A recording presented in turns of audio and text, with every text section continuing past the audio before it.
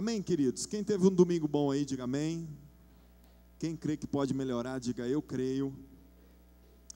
Bom, nós estamos muito felizes por iniciarmos mais um mês. Como já era previsto, o ano de 2016 está voando, não é verdade? Quem está achando que está passando rápido aí, amém? Daqui a pouco a gente já vai estar avisando do culto de ano novo, novamente, né? Feliz 2017. Enfim, como a vida tem passado rápido, obrigado. E isso é bíblico, amém? A nossa correria, o nosso ativismo, o nosso grande número de projetos tem feito com que a vida caminhe de uma forma mais rápida. Eu não creio que o relógio tenha mudado, eu não creio que os dias têm diminuído. Na verdade, o que tem aumentado é o nosso ativismo, a nossa expectativa com grandes coisas. E às vezes nós somos tomados por uma ansiedade muito grande. Hoje nós vivemos uma sociedade que ou a pessoa é ansiosa ou ela é depressiva. Já quase não existe mais um meio termo. Ou alguém sofre por querer algo e pensar muito na frente, ou alguém sofre por algo do passado, com a depressão ou do presente. Baseado nisso, queridos, nós queremos aproveitar muito bem o nosso ano de 2016. Nós não podemos perder tempo. Nós não podemos mais ficarmos esperando a banda passar, como já diz a canção antiga, né? Porque a nossa vida está em um ritmo muito acelerado. E baseado nisso, nós queremos fazer algumas séries durante esse ano, para que nós possamos crescer muito na palavra de Deus. Amém? Nós falamos no mês de janeiro aqui sobre o projeto de Deus para a nossa vida. Nós falamos um pouco sobre o que Deus tem para você. E no mês de fevereiro nós estruturamos as nossas células para um projeto de crescimento. Amém? Hoje nós já somos 20 células. Até o mês de junho nós seremos 40. E até o mês de dezembro talvez nós sejamos 80 ou 100. Amém ou não, queridos? 100 células, nós falamos aqui de mais ou menos 1000 pessoas. Pastor, agora a igreja entrou nessa loucura frenética por números? Sim, nós queremos ganhar a tua família. Nós entramos numa corrida por números porque nós queremos que toda a tua família seja salva. Na verdade, o nosso propósito de preocupar com números não é por nós, mas é pelos perdidos. Amém? Porque, pensa comigo, cá entre nós, não seria muito mais fácil nós ficarmos assim, com esse tanto aqui de pessoas, está cabendo, ainda cabe até mais um pouco lá no auditório de cima, as nossas salas de crianças já estão superlotadas, os nossos estacionamentos já estão cheios, mais de 150 carros por culto, os irmãos passam um apuro ali, né, comandados pelo Kesed, a equipe maravilhosa dele. Então para nós isso aqui já estaria ótimo, só que nós queremos mais trabalho, amém? Por quê? Porque a tua família precisa ser salva. Quem tem alguém na tua casa que precisa ser salvo aí, diga amém. Cutuca o irmão que está do lado, diga para ele, a salvação vai chegar lá, meu irmão. Pode crer, amém?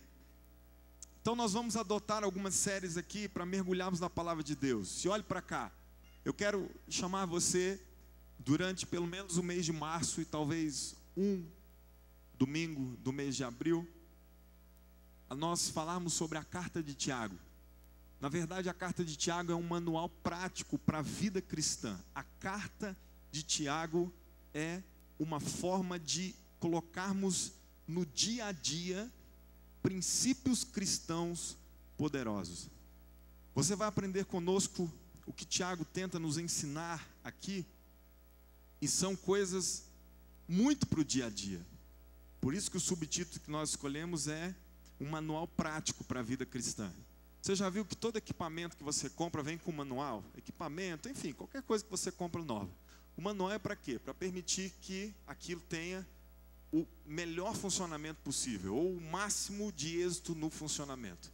Você sabia que a carta de Tiago é um manual para você, que é um verdadeiro cristão, ou procura ser cada dia um cristão melhor? Então é uma carta muito importante. Deixa eu te dar alguns dados aqui. Esse Tiago, que nós vamos meditar aqui, que escreveu essa carta, ele não era o Tiago apóstolo. Por quê? A carta foi escrita entre 55 e 60 depois de Cristo, e o apóstolo Tiago morreu antes disso. Então, não é possível que ele tivesse escrito essa carta. Esse Tiago, que escreve essa carta, embora não seja um apóstolo Tiago, mas era o meio-irmão de Jesus. Por que meio-irmão? Porque Tiago nasce de Maria e José. Já Jesus nasce só de Maria. Amém? E aqui eu não quero entrar no mérito da questão, né? Como que nasceu. Pastor, isso gera um monte de dúvida, porque os nossos irmãos católicos falam que Maria foi mãe de Deus. E isso, aquilo, isso é uma outra conversa. Mas eu quero me prender em Tiago. Tiago nasce meio-irmão de Jesus e ele escreve essa carta. Provavelmente, pelo que a gente vê nos evangelhos, ele era o irmão mais velho de Jesus. Após Jesus, é claro, né? E ele se tornou, queridos, um grande líder da igreja no início da sua era. No século I, esse Tiago, meio-irmão de Jesus, ele assume um papel muito importante. Olha só o quanto Tiago foi fundamental no início da história da igreja. Ele foi um dos poucos a quem Cristo apareceu logo após ressuscitar. Pense você, Jesus ressuscitando, as primeiras pessoas que ele apareceu eram pessoas chaves. Quando você estuda a Bíblia, você nota isso. E Tiago foi um deles. Outro detalhe importante, Paulo chamou, melhor dizendo, Tiago, de a coluna da igreja. Pense você que coluna é algo muito importante numa construção. Então a igreja cristã estava sendo construída logo após a morte e a ressurreição de Jesus. E o apóstolo Paulo, que é o apóstolo dos gentios, um dos maiores homens que a terra já viu, o homem de Deus, traz essa característica de Tiago como uma coluna da igreja. E o mesmo Paulo, a primeira vez que ele vai em Jerusalém, logo após se converter, aquela história quando a gente vai estudar sobre o fator Barnabé, que os discípulos evitam, né, Paulo, porque antigamente ele era um matador sanguinário, Saulo, mas ele converte e vem para Jerusalém. Uma das primeiras pessoas que Paulo procurou quando ele chega em Jerusalém foi Tiago, esse irmão de Jesus. E é interessante que isso é a primeira vez que ele vai a Jerusalém. Depois de todas as viagens missionárias, quando Paulo retorna, ou ele vai pela última vez em Jerusalém, antes de ir morrer na prisão, ele também visita Tiago. Então veja só, nós estamos falando de quem aqui? Do grande apóstolo Paulo. Quando ele chega numa cidade, ele procura logo saber aonde estava Tiago. E a última vez que ele vai nessa cidade, ele também procura Tiago. Então nós encontramos um personagem importante. Porque se Tiago não fosse relevante, esses grandes homens de Deus não teriam tentado falar ou estar com eles. O próprio apóstolo Pedro, você viu que eu estou falando aqui da nata, né? Dos top das galáxias. O próprio apóstolo Pedro, assim que ele é solto da prisão, ele manda avisar Tiago que ele havia sido solto. Que maravilha, amém? Pastor, onde está isso tudo? Na Bíblia, leia aí de Mateus a Apocalipse que você vai achar. Por falar em Bíblia, quem está firme no propósito bíblico aí? Estamos em Salmo número 80 e tanto. Amém? Estamos numa parte gostosa, mais leve, né? A verdade, a Bíblia toda é muito maravilhosa, deliciosa, mas os salmos são especiais. Então depois, quando chegar o Novo Testamento, você vai ver tudo isso que eu estou te falando. Eu não vou passar as referências aqui, porque vai ser muita informação. Se você quiser, depois eu te passo detalhado. Então, queridos, olhe para mim. Tiago foi uma pessoa de muita relevância e importância para os grandes apóstolos. Então eu e você temos muito a aprender com ele. Amém? É uma carta pequena. É uma carta que talvez não seja tão extensa como as cartas do próprio apóstolo Paulo, que escreveu a maioria delas. Porém, mesmo uma carta resumida, ela traz coisas tão práticas. Quando eu leio a carta de Tiago, é como se eu estivesse cara a cara com ele assim, e ele me chacoalhando e falando assim: Daniel, como verdadeiro cristão, viva assim, faça isso, faça aquilo. Tiago ele foi muito prático na escritura dessa epístola.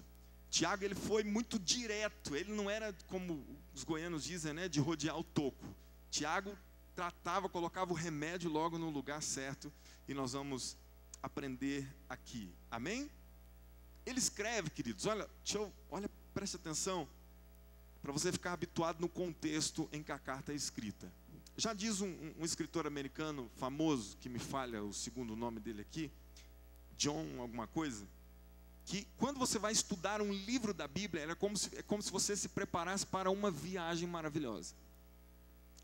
Todo mundo sabe aqui, quando você vai viajar, você cria uma expectativa gostosa, você já traça o que eu vou ver naquele lugar, o que eu vou fazer. Então eu queria que você ficasse, eu quero te ambientar agora ao contexto no qual Tiago escreve essa carta, para que você possa entender mais ou menos o lugar pelo qual nós vamos viajar durante esse mês. E eu queria pedir que você não faltasse nenhum domingo, porque nós vamos tratar todos os capítulos, não necessariamente versículo por versículo como vamos fazer hoje, mas nós vamos tratar por assuntos. E se você perder um culto, pastor, depois eu assisto pela internet, é claro que não é a mesma coisa, amém, queridos? Presente aqui é bem melhor. Mas olha só, quando Tiago escreve essa carta aqui, antes de nós começarmos a lê-la, o propósito dela era quase como de todas as outras cartas, de trazer conforto, consolo, orientação e exortação aos primeiros cristãos, ou aos cristãos do século I. Porque esses cristãos, passavam por grandes lutas, provações, perseguições. Você encontra, assim como nas demais epístolas, e nessa também de Tiago, ele já começa para ela, dando uma direção para uma igreja perseguida, para uma igreja afrontada, para uma igreja espremida pelas lutas e adversidades. E eu quero que você note comigo que ser cristão nesse tempo aqui que Tiago escreveu essa carta era algo muito perigoso. Ao contrário de hoje, né?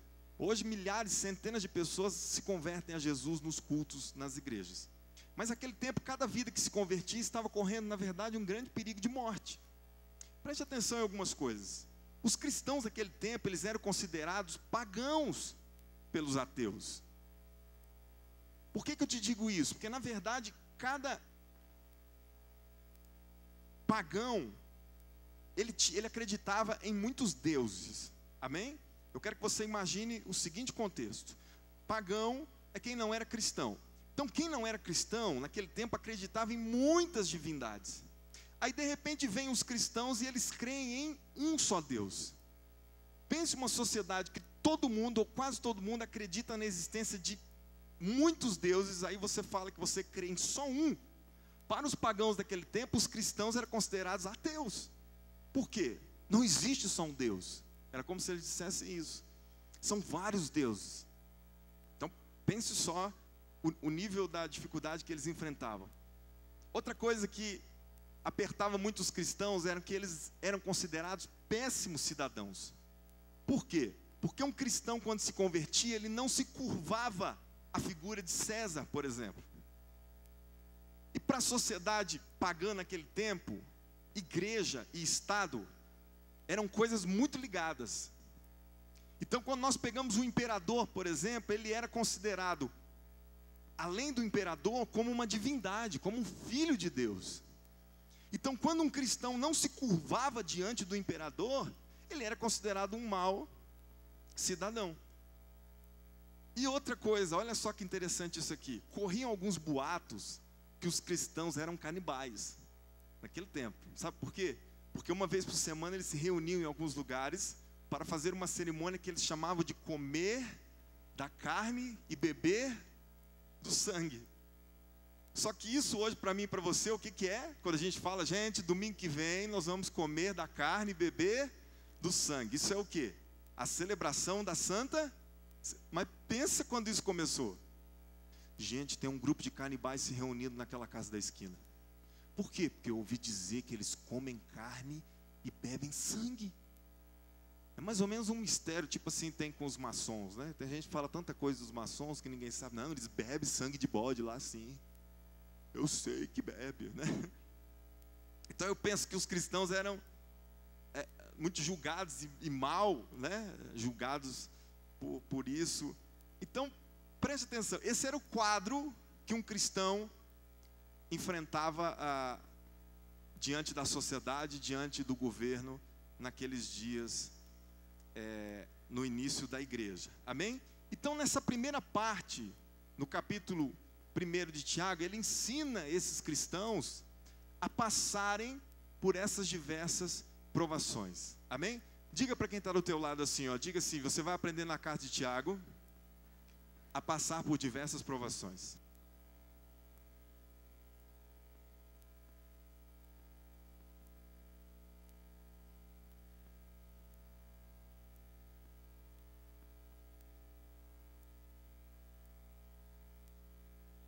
Preste atenção, queridos. Lembrando que isso que eu acabei de falar agora é o contexto no qual a igreja estava inserida. Tiago, ele escreve para uma igreja apertada, espremida por todo tipo de perseguição, e ele prega que quando nós passamos por essas lutas e provações, nós precisamos tomar algum tipo de postura diante de Deus. Agora, olhe para mim. Se Tiago vivesse o nosso tempo de hoje, certamente ele não escreveria essa carta como ele escreveu. Sabe por quê? Porque o que é pregado nas igrejas hoje é o seguinte: meu irmão, quando você estiver passando por luta, faça uma oração poderosa e todos os seus problemas serão resolvidos. Participe da corrente dos 318, receba 318, na verdade, 318 vezes 2 dá 636, é isso? 636 mãos sobre a tua cabeça e todos os seus problemas resolvidos cairão, todos os seus problemas financeiros serão resolvidos e cairão por terra. Hoje, esse é o evangelho que é pregado. Pega a arcazinha da aliança, leva ela para casa e pronto. Quando ela entrar lá, todos os demônios saem pela porta do fundo. Faça uma viagem à cidade santa e quando você pisar lá, não existe mais luta, não existe mais nada contra a tua vida. Hoje, se Tiago vivesse nesse evangelho que é pregado hoje, ele não escreveria essa carta como ele escreveu nesse tempo. É claro, deixando de lado o meu tom de ironia aqui, Tiago nos ensina aqui, queridos, que não basta crer em coisas místicas para que aquilo de ruim que nós passamos vá embora. Não é às vezes uma simples oração que nós enfrentamos que vai mudar algo que é propósito de Deus para a nossa vida. Ai, pastor, estou enfrentando uma luta, faz uma oração aí que eu quero que essa luta acabe hoje. E se não for da vontade de Deus essa luta acabar hoje? Como que eu vou proceder? Tiago ensina, amém? Mas mesmo ele tendo essa convicção, essa certeza do que a igreja precisava tomar como postura diante dos projetos de Deus para a vida dela, ele ensina os cristãos a como se portarem no meio das dificuldades, amém? E queridos, cá entre nós, em hora nenhuma na Bíblia você vai encontrar Deus, no Antigo Testamento, ou os profetas, ou Jesus, ou os apóstolos no Novo Testamento, dizendo que a caminhada seria fácil. Isso não existe na Bíblia. Você tem a certeza de que a chegada, essa é certeza, você vai chegar lá. Deus é contigo. Ele estará lá no fim da existência, na linha de chegada, te esperando com uma coroa para colocar sobre a tua cabeça. Isso é certeza. Agora, que a história vai ser fácil, que vai ser só flores, mil maravilhas, a Bíblia não fala isso em lugar nenhum. Amém, queridos? Então vamos lá. O primeiro ensinamento que nós encontramos aqui na carta de Tiago, abra ela, por favor. Tiago, capítulo 1. Vamos ler do verso 2 ao 4. Vamos ler a partir do 1. Abriram aí?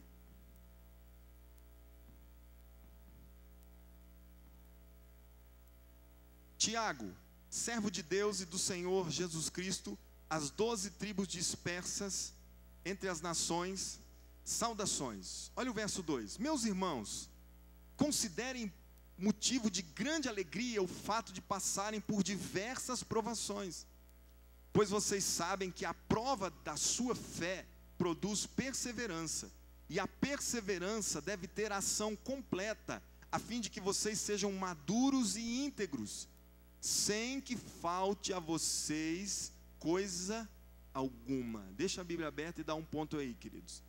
Preste atenção. O primeiro grande ensinamento que nós extraímos dessa carta de Tiago, do comecinho dela aqui, é que ele nos ensina a termos grande alegria por passarmos por provações. É claro que Tiago aqui, queridos, ele não exclui os momentos difíceis que nós enfrentamos na vida. Preste atenção, porque talvez quando você lê de forma errada, a interpretação errada dessa carta, você pensa assim: ah, pastor, mas tem momentos difíceis que eu passo na minha vida que eu choro. Então eu estou em pecado, eu estou pecando contra Deus.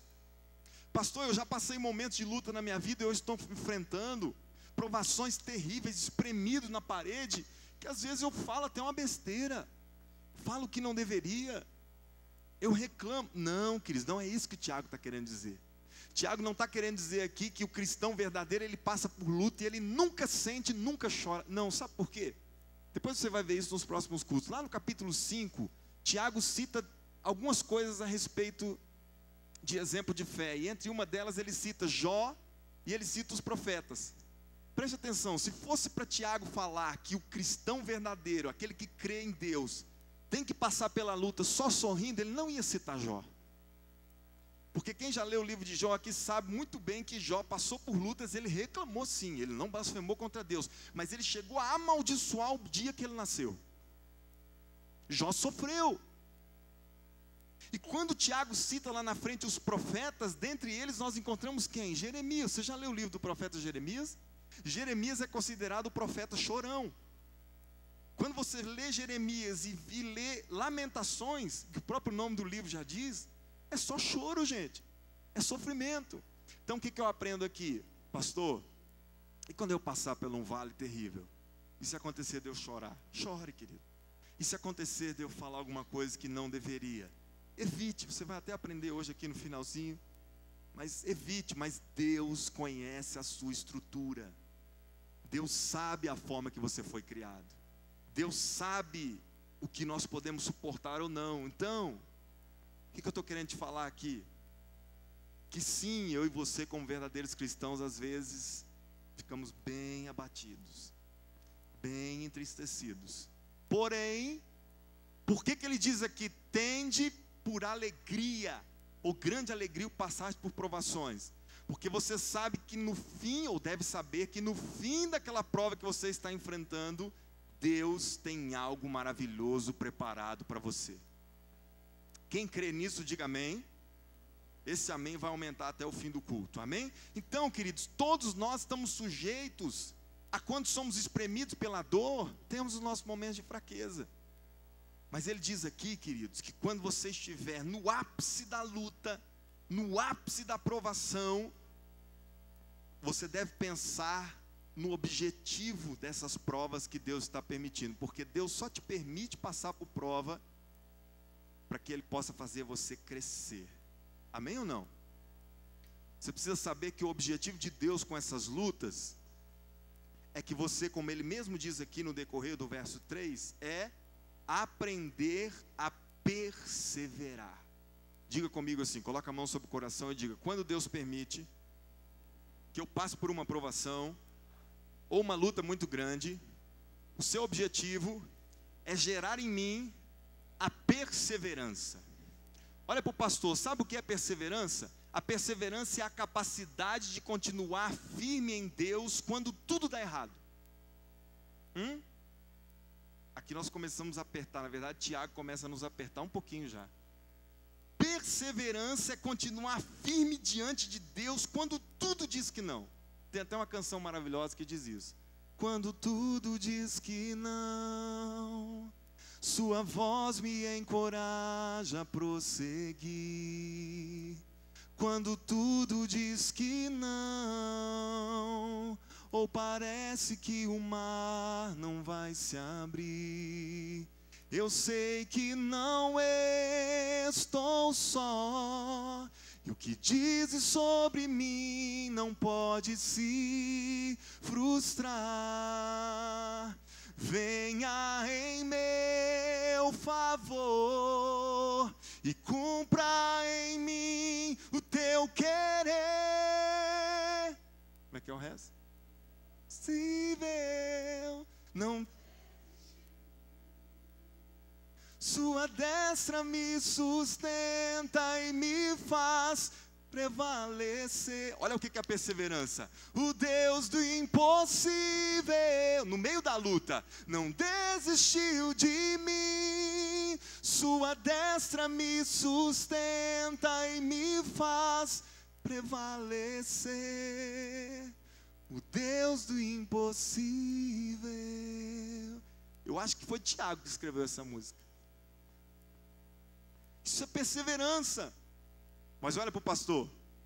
Perseverança você não aprende aqui na terça-feira no Tadel. Terça-feira, ó, perseverança você não assiste, você não aprende na escola bíblica dominical. Perseverança você não aprende comprando livros e lendo. A única forma de adquirir perseverança é passando por provações. Fala aí, meu Deus. Cutuca o irmão que está atrás, diga para ele, ai, ai, ai.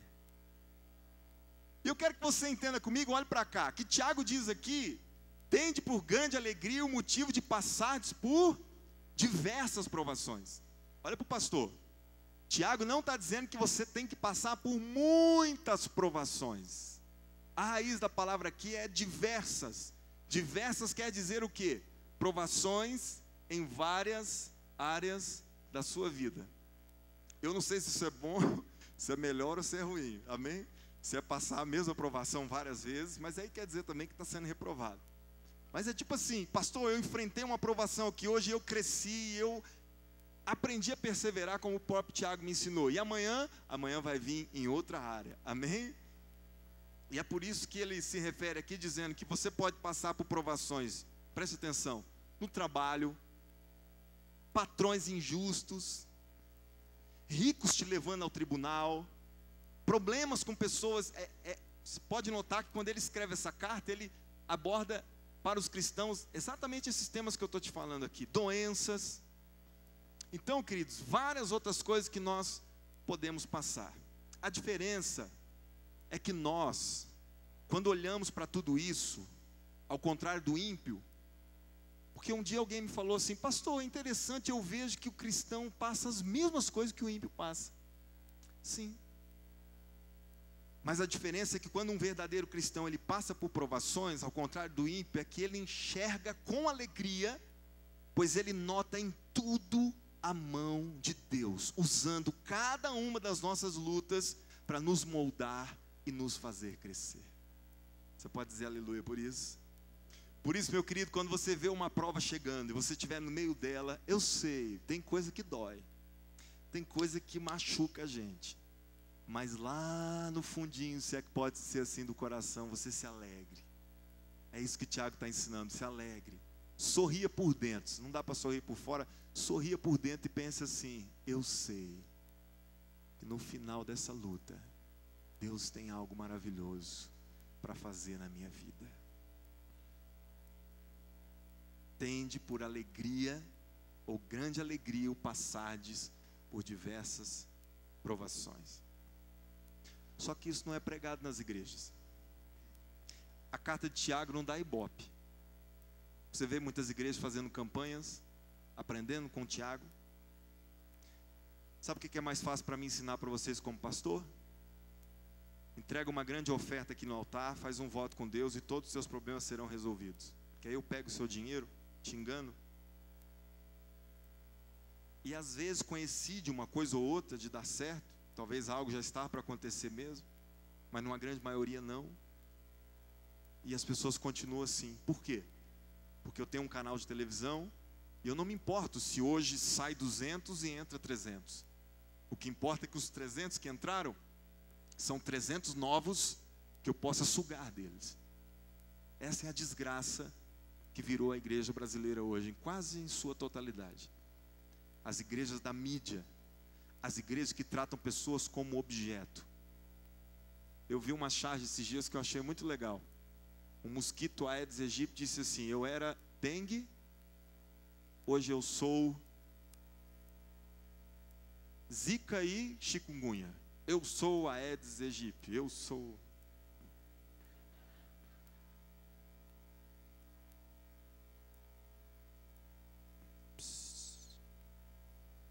É desse jeito. A carta de Tiago não dá ibope, porque ela ensina o cristão a dizer assim, ó, ei, você é cristão? Firma o golpe aí, porque você vai passar por provações. A provação é para te fazer crescer. Quem está querendo vir para um culto para ouvir que vai passar por provação? Ninguém. Talvez você está até um pouco grilado aí comigo e nem queira voltar os outros domingos, mas volte, que você vai crescer no Senhor. Amém? Olha para cá, eu não sei qual é o projeto individual de Deus para a tua vida, mas eu quero te falar aqui um projeto geral, esse eu tenho certeza. Sabe qual é o projeto geral de Deus para a humanidade, para os seus filhos? É que todos eles sejam perfeitos como Cristo Jesus. Deus quer que todos os seus filhos cresçam em todas as áreas da vida como Jesus. Tanto é que Paulo diz que nós devemos chegar à estatura do varão perfeito. O que está falando disso? De altura física? Não, jamais, queridos. Paulo estava dizendo ali que nós devemos amadurecer até chegarmos a como a vida de Cristo. E preste atenção, Deus vai fazer de tudo para que você alcance essa estatura. Mas se for preciso, Ele vai mexer no teu salário, Ele vai mexer numa empresa, Ele vai mexer numa área da tua vida, às vezes uma questão de saúde. Para quê? Porque Ele quer fazer de tudo para que você cresça e seja cada dia mais íntegro, mais completo. Quem quer crescer em Deus, diga amém. E você que acabou de dizer amém, prepare-se, porque Deus vai providenciar coisas para que você cresça, amém? Só que crescer é tipo passar de ano na escola. Só passa de ano quem faz prova. Só passa de ano quem faz prova e passa na prova. Quem quer subir no degrau na vida aí e se parecer a cada dia mais com Cristo, diga aleluia. Você está dizendo, pode mandar as provas, Deus, eu vou passar por todas elas. Teve gente que já nem falou aleluia agora aí. Sabe por quê, queridos? Olha para mim. Certamente para mim e para você crescermos, Deus tem que mexer nessa basezinha fraca nossa. A nossa base sem Deus, ela é fraquinha, não dá para erguer nem 2 metros de parede. Então Deus precisa mudar, né? Como o Regis Danés já cantou, mexe com a minha estrutura. Deus está mexendo com as nossas estruturas, amém? Só que às vezes, preste atenção, nós não sabemos o porquê que nós passamos algumas situações quando nós estamos no meio delas. Você já notou isso? Quem já enfrentou uma luta aqui assim ferrada, que no meio dela você estava no olho do furacão? Já assistiu aquele filme Twist? Pastor Kleber, lembra o pastor Clebão? Quando nós estivemos lá em Miami, que a gente foi, em Orlando, a gente foi naquele filme do Twister, né? E, gente, um cinema lá no parque da Universal, e eles fizeram esse filme Twister, e a gente ficou lá, né? Tudo em inglês, eu não entendia nada, mas estava lá. E falando, e eu vendo. Gente, daqui a pouco um telão de alta definição assim, e um furacão começou a vir lá, e o pastor Clebão, gente, ele foi mal, porque ele já tinha ido lá. Ele sabia o que ia acontecer, ele ficou caladinho, né? Ele falou assim, fica aí, pastor, fica aí firme. E nós estávamos lá, e daqui a pouco vem aquele furacão vindo, gente. E o negócio começa a tremer, e era um cenário, tipo aqui o prédio que nós estamos. E daqui a pouco o chão começa a mexer, gente, como se fosse um terremoto de verdade. Aí daqui a pouco passa uma vaca voando. Você lembra no filme do Twist que passava uma vaca voando? Eles puseram uma vaca voando na nossa frente. Eu falei, que é isso, mano? Isso aqui está parecendo de verdade. Eles colocaram nós dentro do filme, gente. Eu nunca tinha visto aquilo. Lá nos Estados Unidos o negócio é profissional mesmo. Daqui a pouco o chão começa a tremer. Gente, um poste pegou fogo de verdade. Eu senti o calor pertinho da gente. Eu falei para ele, rapaz, o negócio aqui está ficando perigoso, moço. Eu achei que era só um cineminha. Ele falou, fica firme aí, pastor. Fica firme. E o furacão foi vindo, gente. E quanto mais perto o furacão chegava, mais o negócio tremia. E nós estávamos debaixo de um negócio mais ou menos dessa altura aqui. Quando o furacão chegou, quando nós estávamos no olho do furacão, sabe o que aconteceu? As luzes começaram a apagar. E o teto, gente, o povo excomungado, como é que eles fazem aquilo? O teto soltou e desceu mais ou menos 1 metro, assim, ó, pá! Gente, eu falei, meu Deus, eu achei que ia cair tudo, e ele ficou em pé lá rindo, né? Falei, bom amigo, esse é o companheiro bacana. Ele já sabia que o teto ia cair, né? Gente, eu me senti no olho do furacão ali naquele cineminha, 4D que eles chamam, sei lá quantos D. Quem já passou aqui por uma situação no olho do furacão, numa luta terrível na tua vida, quando você estava lá no meio, você só via teto caindo, você só via fogo pegando, é marido pipocando, é filho rebelde, é patrão querendo demitir. Quem já esteve no meio do furacão assim, e você não estava entendendo nada lá no meio? Mais alguém? Olha para mim, deixa eu te dar um exemplo aqui. Um jovem missionário fez um projeto de ir para uma tribo da África. E o sonho dele era ser missionário numa tribo africana. Um dia ele conseguiu que a igreja dele enviasse ele para lá. Quando ele chega na tribo africana, ele descobre que aquela tribo era de canibais. Mas já era, já tinha caído lá no meio, não teve jeito. Uga, pegaram ele, amarraram, colocaram no poste. E ele ficou lá, meu Deus do céu, o que eles vão fazer comigo? Colocaram um caldeirão enorme. E o cozinheiro da tribo descascando verdura e olhando para ele. Descascando cenoura, descascando batata e olhando para ele. E ele vendo aquele caldeirão pegar fogo, ele orou e falou assim, meu Deus, o meu sonho foi sempre ser missionário nessa tribo, mas eu não sabia que eles eram canibais. Senhor, eu estou aqui, não é possível que eu vou morrer assim, comido. Deus, Senhor, me livra daqui. Ó, no olho do furacão. Daqui a pouco, quando ele estava orando lá, Deus, os canibais não entendiam nada do que ele falava, e nem ele do que eles falavam. Chegou o chefe da tribo. Chegou e disse para o cozinheiro assim, ó, antes de pegar e pôr ele no fogo, corta um pedaço dele e me dá para experimentar, que eu quero ver se a carne dele presta. Aí o cozinheiro vai lá, chega nele e vai na batata da perna, com a faca e arranca uma lasca. Quando ele tira a lasca da pedra do missionário e dá para o chefe, o cacique da tribo comer, ele põe na boca e cospe. Solta isso, carne dele não prestar.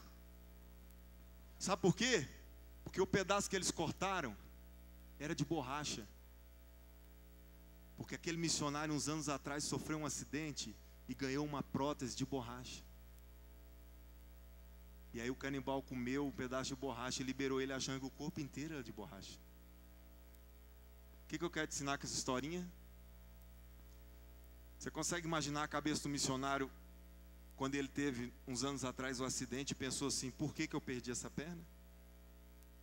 Lá na frente ele foi entender. Não fica assim com essa cara de terror, porque essa história não é verdadeira, gente. É só uma historinha para você. Tem gente que está assim. Se eu der um grito, desmaia. É só para você entender, olhe para mim, que tem coisa que você não vai entender no meio do furacão. Ei, igreja, tem luta que você está enfrentando hoje que você não sabe para que serve.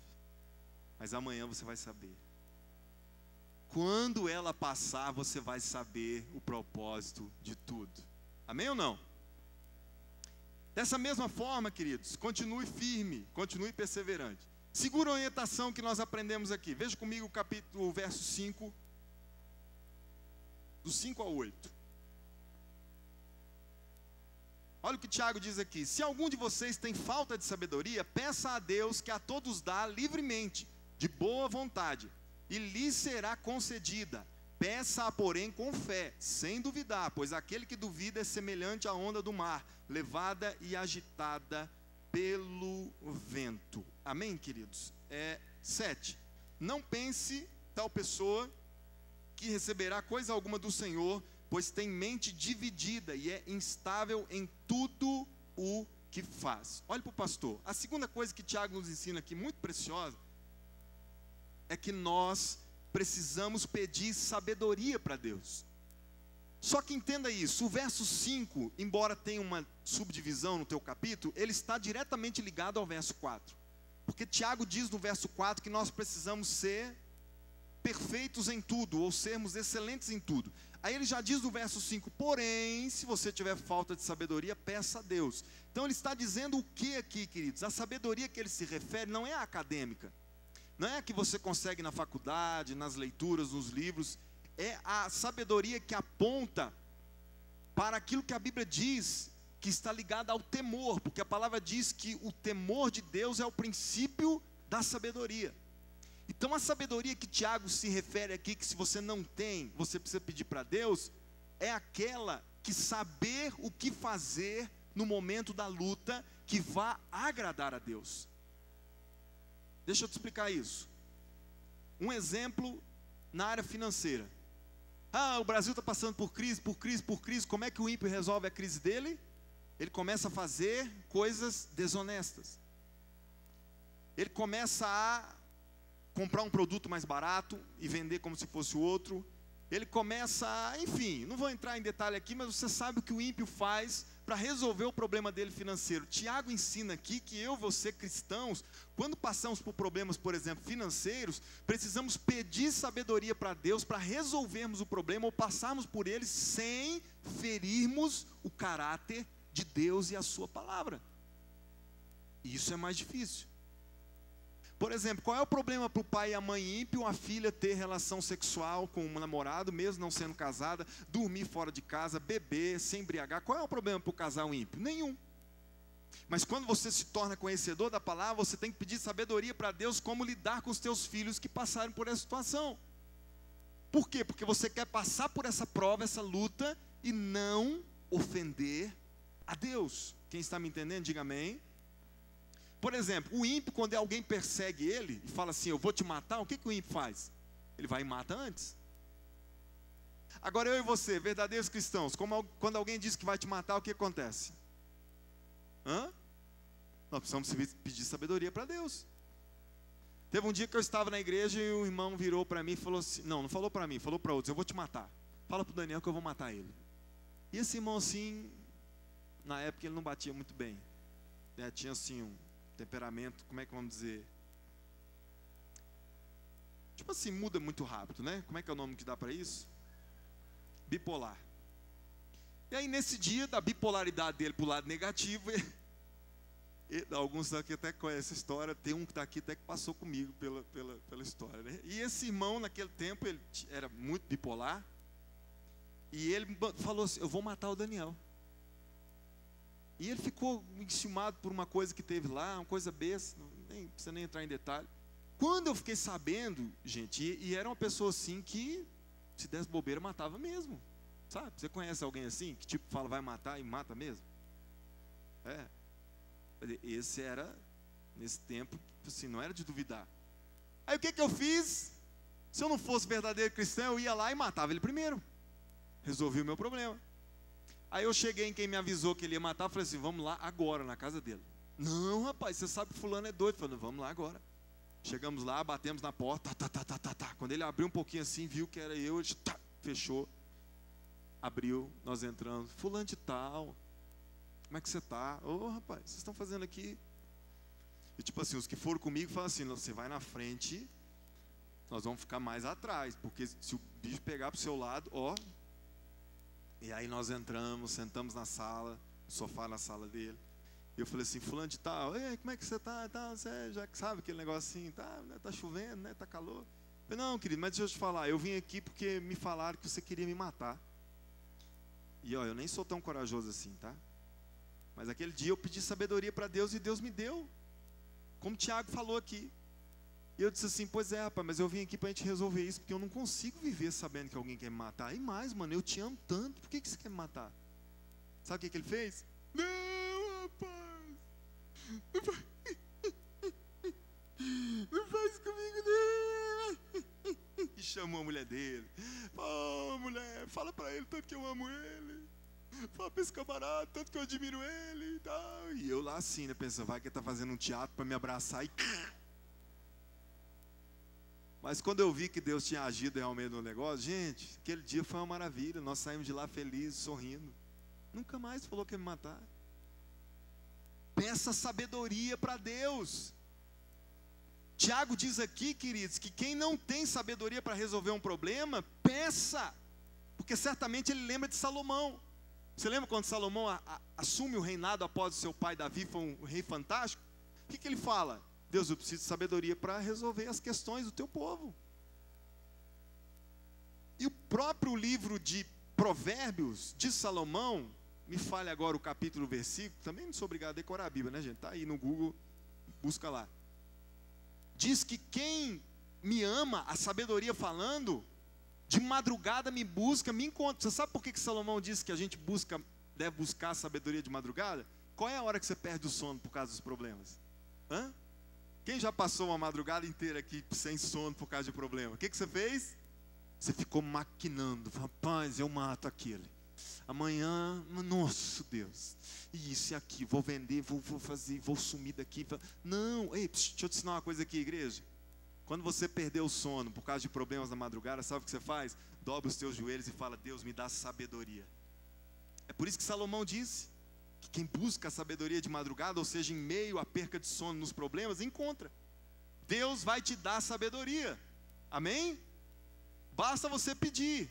Só que sabe qual é o nosso problema como igreja? Tiago está ensinando aqui. É que a maioria de nós deixamos para buscar o auxílio de Deus quando nós já tentamos tudo na nossa vida. E aí não tem mais nenhum lugar para ir, aí a gente vai para os pés do Senhor. Ou seja, já está tudo enrolado, tudo lascado, e a gente vai pedir sabedoria para Deus. Mas Tiago ensina diferente. Ele diz que você precisa pedir assim que você nota que não consegue resolver algo, amém?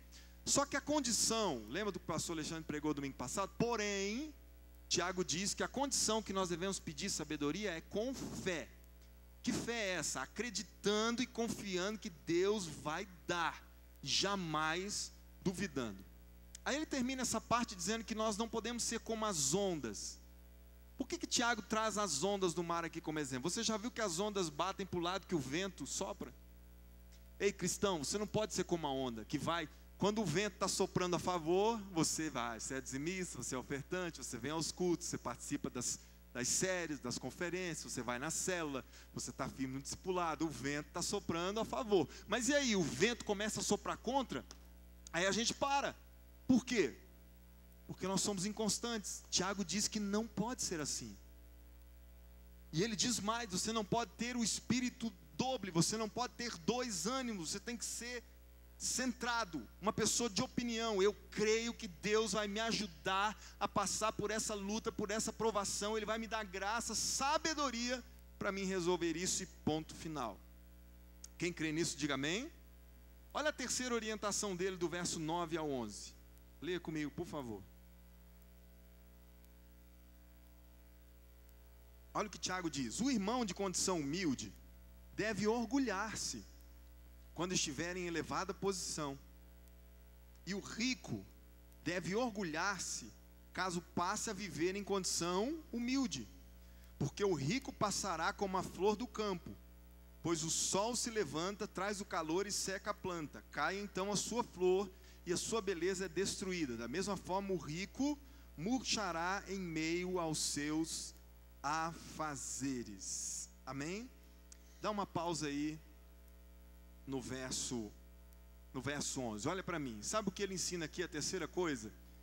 Que nós não podemos deixar com que as circunstâncias da vida alterem a nossa confiança em Deus, especificamente nas questões financeiras. Me dê a sua atenção nesse ponto, por favor, queridos. Sabe o que Tiago está dizendo aqui, do verso 9 ao 11? Que a sua condição financeira, seja de escassez, você não tem hoje, ou seja de fartura, você tem muito, não pode alterar o teu relacionamento com Deus. Quem está me entendendo, diga amém. O que Tiago nos ensina aqui, queridos, muito prático para a nossa vida. Hoje você tem, hoje você está feliz, tem fartura, está sobrando, sirva a Deus e pense que amanhã pode ser que passe isso, pode ser que você não tenha. Ele mesmo diz aqui. E se hoje você não tem, pastor, mas eu estou passando por uma situação de falta, de luta, de escassez, queridos, prenda-se, coloca o teu coração na tua dignidade em Deus, porque hoje você não tem, amanhã o Senhor pode mudar esse quadro e fazer com que você tenha. Mas a tua paz, a tua alegria, a tua intimidade com Deus, ela não é condicional. Ela não é tipo assim, Deus, eu vou te servir se o Senhor me der isso. Deus, eu vou te servir se eu não passar por isso. Não, não, queridos. Lembra da canção? Te louvarei. Como é o resto? Não importam as circunstâncias. Está vendo? Não importam as circunstâncias. Eu te louvarei. Amém ou não? Então, queridos, vamos para a quarta orientação, para nós orarmos, do verso 12 ao 18.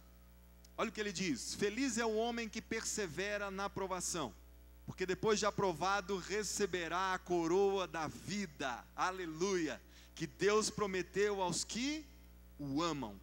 Quando alguém for tentado, jamais deverá dizer, estou sendo tentado por Deus, pois Deus não pode ser tentado pelo mal, e a ninguém tenta. Cada um, porém, preste atenção nessa parte, é tentado pelo próprio mau desejo, sendo por este arrastado e seduzido. Então, se esse desejo, tendo concebido, dá à luz o pecado, E o pecado, após ser consumado, gera a morte. 16. Meus amados irmãos, não se deixem enganar. Toda boa dádiva e todo o dom perfeito vem do alto, descendo do Pai das luzes, que não muda como sombras inconstantes. Por sua decisão ele nos gerou, pela palavra da verdade, a fim de sermos como os primeiros frutos de tudo o que ele criou. Olhe para mim, eu não posso terminar sem te explicar a diferença entre provação e tentação. Tiago diz aqui, queridos, que Deus, ele nos prova, mas ele não nos tenta. E existe uma diferença muito grande entre essas duas palavras. As duas, olhe para mim, vem do grego peirasmos. Se você for ler a Bíblia no original do grego, você vai ver que tanto provação como tentação, as duas, a expressão é peirasmos. Só que não porque elas são escritas da mesma forma, elas têm o mesmo sentido. Entenda isso, a provação é aquela que quando ela finda, quando ela termina, o seu propósito é dar por aqueles que passarem por ela, receber o prêmio da coroa da vida. Aqueles que suportam com perseverança, como o próprio Tiago ensinou, vão receber a vida eterna como coroa. Quando ele diz aqui a coroa da vida para aqueles que o amam, é como se nós fizéssemos um joguinho de palavras e entendêssemos a vida eterna como coroa, como prêmio. Esse é o propósito da provação. Então a grande diferença, olhe para mim, entre provação e tentação, é que a provação ela vem de Deus e ela nos permite crescer e avançar. E já a tentação, ela vem da origem do mal que há dentro de mim e você. Você notou que hora nenhuma Tiago falou aqui do diabo, nessa parte que nós lemos? Porque a gente tem mania de dizer assim, ó, Deus faz a provação e o diabo faz a tentação. Não, não. Eu preciso te ensinar isso hoje antes da gente orar. A provação ela vem de Deus. Quando nós começamos o ITQ aqui, nós fizemos quantos anos o ITQ? Foi umas 5, 6 turmas? Uns 6 anos? 3? Não, foi mais, 4 anos. Nós fizemos 4 anos do ITQ aqui, formamos várias primeiro ano e fizemos uma turma até o segundo ano.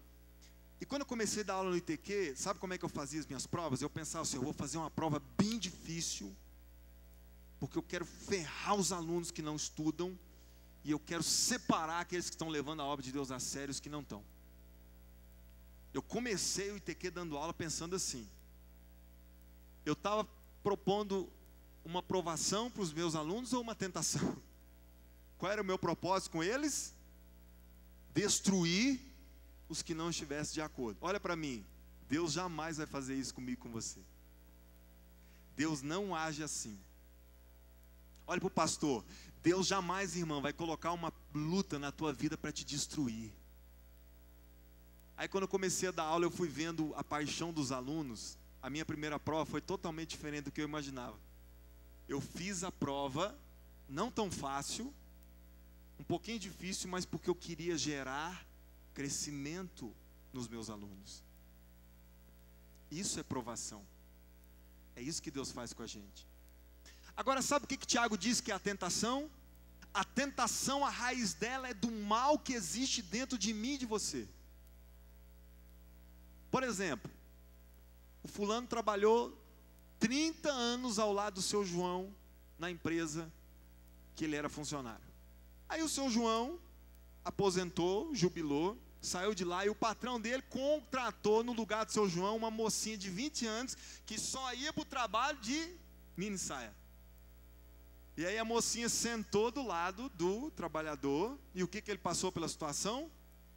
Antes, quando ele trabalhava do lado do seu João, um senhor de idade, bigodão, tipo engoliu o passarinho, barbona, né, cheia, ele não passava problema nenhum em ser fiel à sua esposa.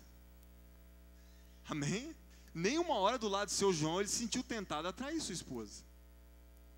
Só que quando seu João vai embora e vem a mocinha de 20 anos de mini saia, aí Deus permite uma prova. Olha para mim que eu vou te dar nesse exemplo aqui a diferença entre prova e tentação. Deus permite uma prova. Deus queria o quê? Colocando aquela mocinha do lado daquele cristão verdadeiro. que ele continuasse honrando a Deus, que ele continuasse honrando os votos que ele fez com a esposa dele em cima do altar quando casou de fidelidade. Porém, dentro dele começou a surgir algo que se tornou tentação.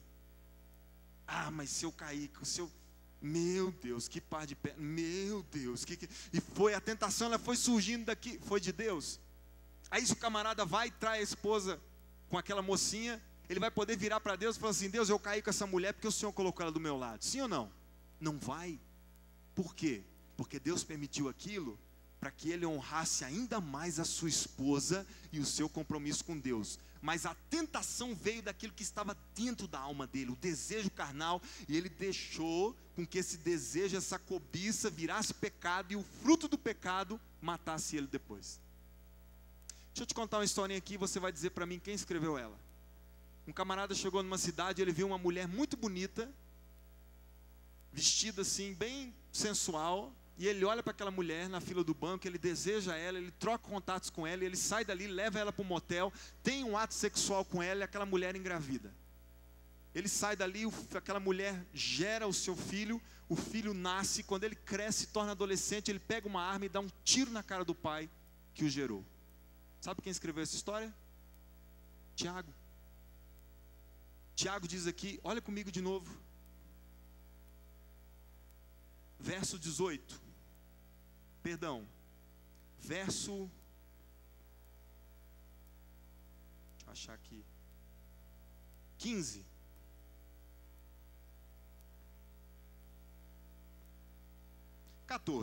cada um, porém, é tentado pelo próprio mau desejo, sendo por este arrastado e seduzido. Olha o 15. Então, esse desejo, tendo concebido, dá à luz o pecado, e o pecado, após ser consumado, gera a morte. Olha para o pastor, para a gente terminar essa meditação e orarmos. Deus não tenta ninguém. Nós somos tentados pelo mal que há em nós. O diabo, às vezes, colabora um pouco, sugerindo algumas coisas. Mas para nós como igreja é mais fácil acreditarmos em exorcismo do que em desvio de caráter. Deixa eu apertar um pouquinho com vocês hoje. Sabe o que a teologia da libertação ensina? Que aquele que tem desvios sexuais e traz sua esposa precisa ser liberto do demônio da pombagira. Pastor, você não crê isso não? Até creio. Mas grande parte dos casos o demônio da pombagira não tem nada a ver com isso. É falta de vergonha na cara. Aí é mais fácil pôr a culpa no demônio do que assumir que não tem caráter para ser fiel à esposa e pedir que o pastor fique lá: sai demônio da pombagira. A pombagira está rodando lá pro não vou falar nenhum bairro, né, porque senão acaba ofendendo. Lá tipo assim, para a beira do fim do mundo. E ela fala: o que está falando de mim lá? O camarada é um safado, cara de pau, pôr na culpa na pombagira. É claro que ela não presta. E eu sei que a pombagira destrói muitos casamentos e coloca homens na perversão. Porém, eu e você não podemos colocar a culpa inteira no diabo. Até eu li esses dias, né? O que seria da igreja se não fosse o diabo? Para a gente pôr culpa de tudo nele, não é verdade? Ai, pastor, não consigo pagar minhas dívidas, ora por mim aí para que esse demônio tranca-rua saia de mim. Que demônio, gente? Tem gente que é tão nó cego na vida financeira que o diabo não ousa nem passar perto dele, porque senão ele ainda pega o que o diabo tem. Já viu o pastor Cláudio Duarte falar isso? Tem um homem que é tão desorganizado na vida financeira que o devorador passa longe dele, porque se o devorador entrar na vida dele, ele pega as economias do devorador e gasta. Aí é demônio. Vamos orar, pastor, para o demônio sair. Irmão, vamos ler a carta de Tiago para a gente tomar vergonha na cara. Hoje eu não ia pegar pesado assim com vocês, para vocês voltar domingo que vem. Mas eu não vou mentir, domingo que vem a gente vai apertar um pouquinho mais. Agora, se você quer crescer, volte. Se não quiser, volte também. Agora, preste atenção. Na verdade, a tentação, ela surge de dentro de nós mesmos. Então, queridos, Tiago diz aqui que nós somos mortos pelo pecado que cometemos. Agora leia comigo o verso 19 para a gente orar.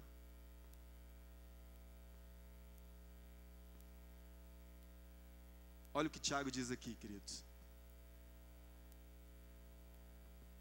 Meus amados irmãos, tenham isso em mente. Sejam prontos para ouvir, tardios para falar e tardios para irar-se, pois a ira do homem não produz a justiça de Deus. Olha para mim. Ele termina esse assunto que vamos concluir hoje, dizendo que quando você passar por provações, preste atenção, seja tardio em falar e em ficar irado, nervoso, mas sempre pronto para ouvir. Por que você acha que Deus te deu 2 ouvidos e uma boca só? É porque você precisa escutar muito e falar bem menos. Você sabia que eu e você, quando estamos passando por lutas e falamos demais, as nossas palavras nos comprometem? Você vai ver que nos próximos domingos Tiago ensina pesado sobre isso. As tuas palavras são como penas, se você jogou elas ao vento para pegar de novo, espalhou. Então, queridos, quando você estiver no olho do furacão, e tem gente que está passando por isso hoje, vamos orar por você agora. Psss, cala. Fica atento para ouvir o que Deus vai te ensinar no meio daquilo. Ouve a tua esposa, ouve o teu marido, ouve os teus pastores, os teus discipuladores, ouve os teus líderes de célula, ouve as pessoas que te amam. Deus vai usar alguém para falar ao teu coração. Mas se nós saímos falando, possuídos pela raiva, nós precisamos entender que isso não vem de Deus. Eu queria que para nós terminar, você fizesse um exercício comigo. Eu vou contar até 3, e todos vocês vão falar num tom bom de voz, não baixinho, pode falar um pouco mais alto, o teu nome completo, tua data de nascimento e a cidade natal. Por exemplo, quando eu disser já, você vai dizer Daniel Zimmermann, 18/7/78, nascido 18/7/78, na cidade de Itajaí, Santa Catarina. Beleza? Todo mundo sabe de cor aí? O seu nome, a cidade que nasceu, tá? Beleza? Atenção, todo mundo junto ao mesmo tempo. 1, 2, 3, já!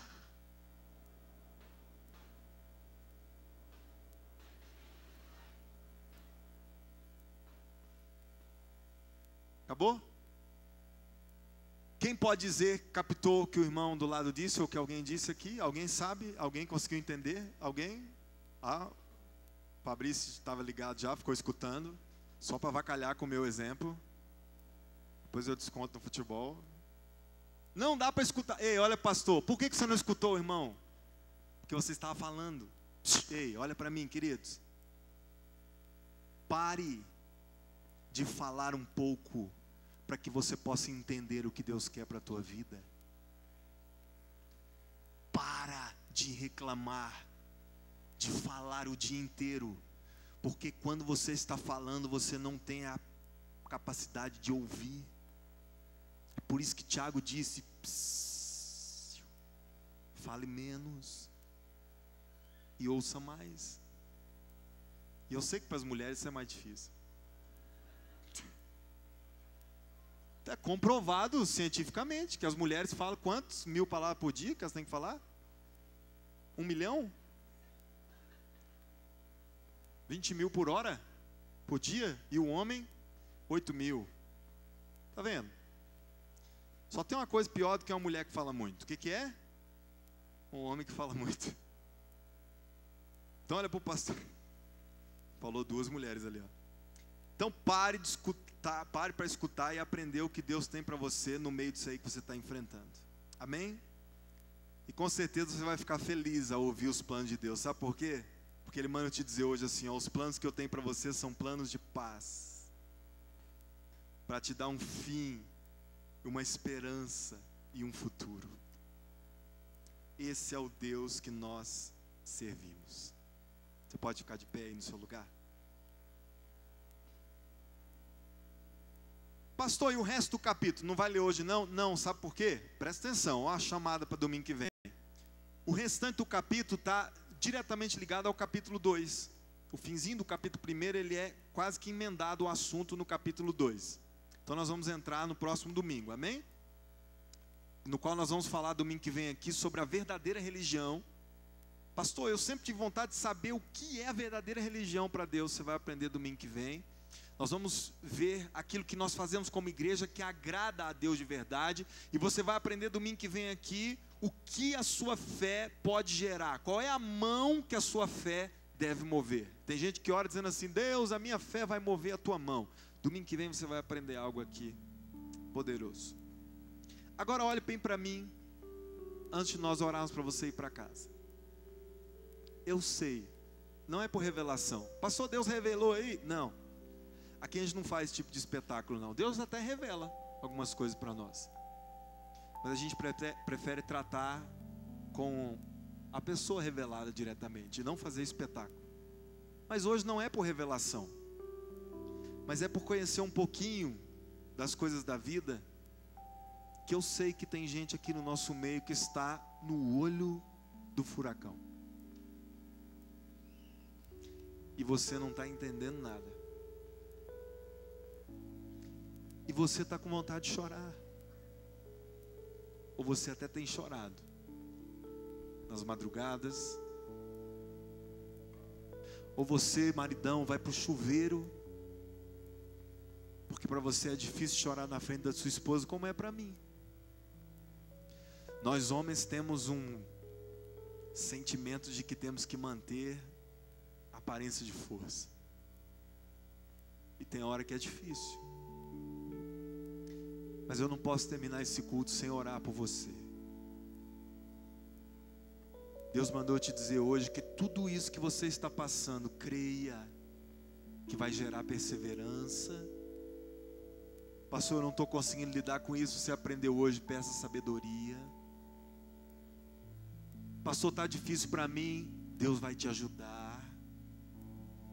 E quando essa prova passar, você estará melhor do que é hoje. Só que Tiago não falou hora nenhuma que não causaria dores a provação. Tiago não falou hora nenhuma que seria fácil.